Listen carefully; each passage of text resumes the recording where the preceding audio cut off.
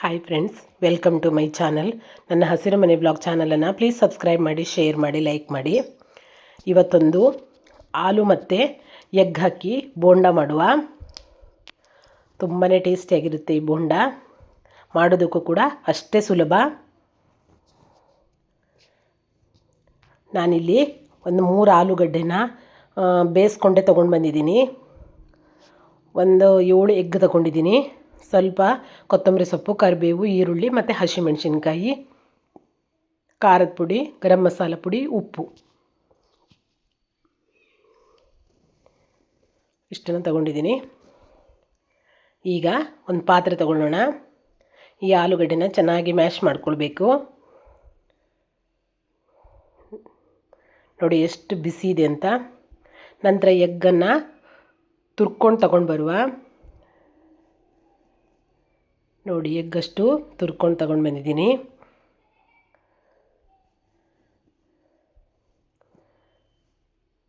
ಇದಕ್ಕೆ ನಾವು ಕಟ್ ಮಾಡ್ಕೊಂಡು ಇಟ್ಕೊಂಡಿರುವಂತಹ ಈರುಳ್ಳಿ, ಹಸಿಮೆಣಸಿನ್ಕಾಯಿ, ಕೊತ್ತಂಬರಿ ಸೊಪ್ಪು, ಕರಿಬೇವು ಇಷ್ಟನ್ನು ಸೇರಿಸ್ಕೊಂಡು ಬಿಡುವ.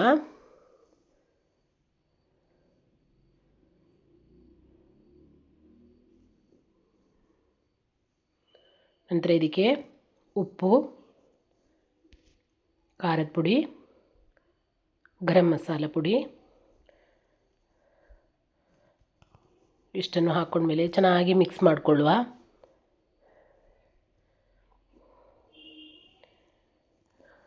ಇದಕ್ಕೆ ನೀರಂತೂ ಒಟ್ಟೆ ಸೇರಿಸೋಂಗಿಲ್ಲ.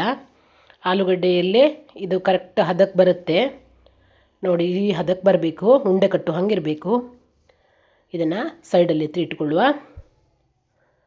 ನಂತರ ಈ ಕಡೆ ಒಂದು ಪಾತ್ರೆ ತಗೊಂಡು ಸ್ವಲ್ಪ ಉಪ್ಪು, ಅರಿಶಿನ ಪುಡಿ, ಸ್ವಲ್ಪ ಖಾರದ ಪುಡಿ,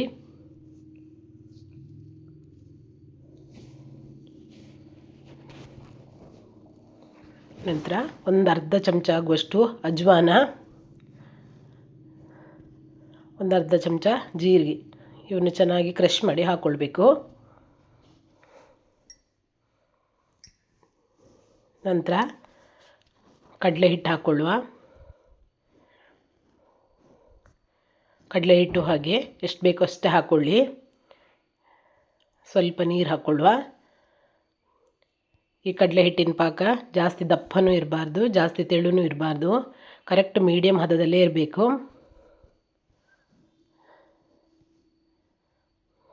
ನೋಡಿ, ಈ ಹದದಲ್ಲೇ ಇರಬೇಕು.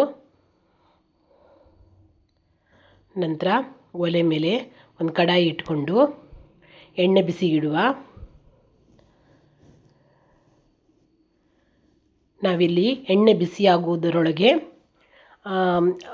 ಆಲೂ ಮತ್ತು ಮೊಟ್ಟೆ ಇವೆಲ್ಲ ಹಾಕಿ ಮಿಕ್ಸ್ ಮಾಡಿ ಇಟ್ಕೊಂಡಿದ್ವಲ್ಲ, ಅವನ್ನ ಚಿಕ್ಕ ಚಿಕ್ಕ ಉಂಡೆಗಳನ್ನಾಗಿ ಕಟ್ಟಿ ತಗೊಂಡು ಬರುವ.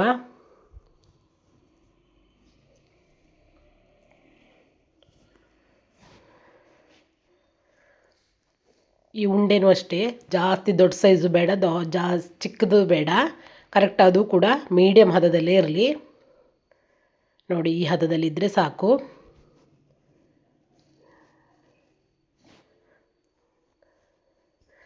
ನಂತರ ಇಲ್ಲಿ ಎಣ್ಣೆ ಬಿಸಿಯಾಗಿದೆ. ಈ ಕಡಲೆ ಹಿಟ್ಟಿನ ಪಾಕದೊಳಗೆ ಅದ್ದಿ ಎಣ್ಣೆಗೆ ಬಿಡುವ. ಎಣ್ಣೆನೂ ಹಾಗೆ ಜಾಸ್ತಿ ಓವರ್ ಫ್ಲೇಮ್ ಏನು ಬೇಡ, ಸ್ಲೋ ಫ್ಲೇಮಲ್ಲೇ ಇರಲಿ. ಯಾಕಂದರೆ ಬೋಂಡ ಬೇಯಬೇಕಲ್ಲ, ಅದಕ್ಕೋಸ್ಕರ. ತುಂಬಾ ಟೇಸ್ಟಿಯಾಗಿ ಬರುತ್ತೆ ಈ ಬೋಂಡ. ಒಂದ್ಸಲಿ ನೀವು ಟ್ರೈ ಮಾಡಿ. ನೋಡಿ ಎಷ್ಟು ಚೆನ್ನಾಗಿ ಬಂದಿದೆ ಅಂತ. ತುಂಬಾ ಟೇಸ್ಟಿಯಾಗಿ ಬರುತ್ತೆ ಈ ಬೋಂಡ. ಮತ್ತೊಂದು ವಿಡಿಯೋದೊಂದಿಗೆ ಮತ್ತೆ ಸಿಗ್ತೀನಿ. ಬಾಯ್.